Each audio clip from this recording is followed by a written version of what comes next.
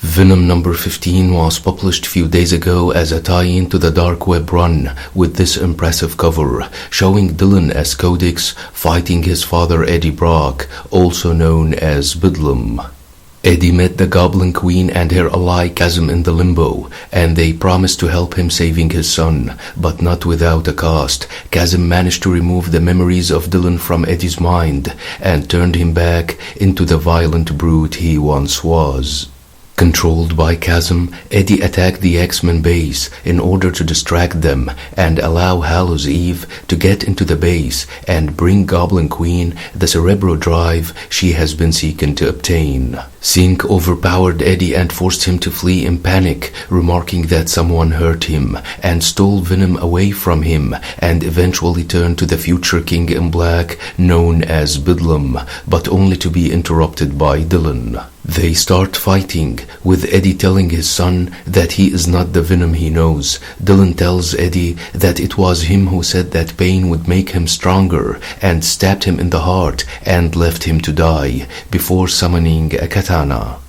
In a flashback, Dylan tells Sleeper Agent and Archer Lyle that he is part human and part Clintar. He is Eddie's son and the child of Venom at the same time. Archer says that this explains why the Alchemax and the Life Foundation are after Dylan. Dylan says that every time he bonds with a symbiote, his codex changes something fundamental within them and makes them stronger and different, and severs their connection to the hive. Pulling out all black and transforming it into a black katana, Dylan says that this is how they will save Eddie, but they will need allies. He then stabs Sleeper with all black and severs his connection to the hive. In the present, Dylan severs Bedlam's hand, remarking that it will not grow back, cause all black severs the symbiote from the hive once it has carved the flesh from its body, and tells Eddie that he is going to kill him. Eddie says that he will walk back into Meridius Garden and restores his flesh once he has ended Dylan and taken his Venom back. Eddie then says that he is a king in black and that Dylan will never beat him on his own. But Dylan says that he is not going to do this on his own, and that's when Normie Osborn, aka the Red Goblin, arrives on a Carnage glider and restrains Eddie with his tentacles, remarking that he never thought he would see Eddie in red. Earlier that night at the Alchemax base, Dylan sends Normie and tells him to meet him at the roof, where he asks him for help and tells him that his father is still alive, but trapped, worried and afraid, and has been trying to get back to him.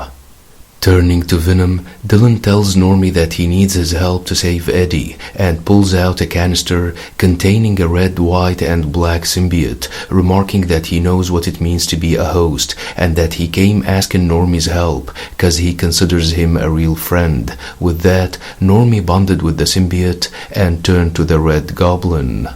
In the present, Dylan and Normie struggle against the powerful Bedlam, who pounds on Dylan, remarking that being a king in black means that he must win this battle and all the battles to come, but Dylan stabs Eddie in his eye and cuts it out.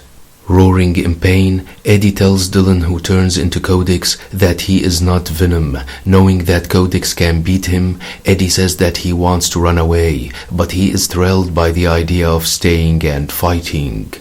Dylan tells Eddie that he will show him the meaning of fear and says that he will save him even if he has to kill him to do it, only to be interrupted by Kamala Khan, also known as Miss Marvel, who says that there will be no killing of any kind, cause if there is, she is going to be in a lot of trouble. This was an interesting book by Ram V, but still wanna get this run wrapped up as soon as possible to see if Marvel wanna keep Dylan around or planning to kill him off. Hope you liked the video. Don't forget to subscribe, share and like. Thanks for watching and have a nice one.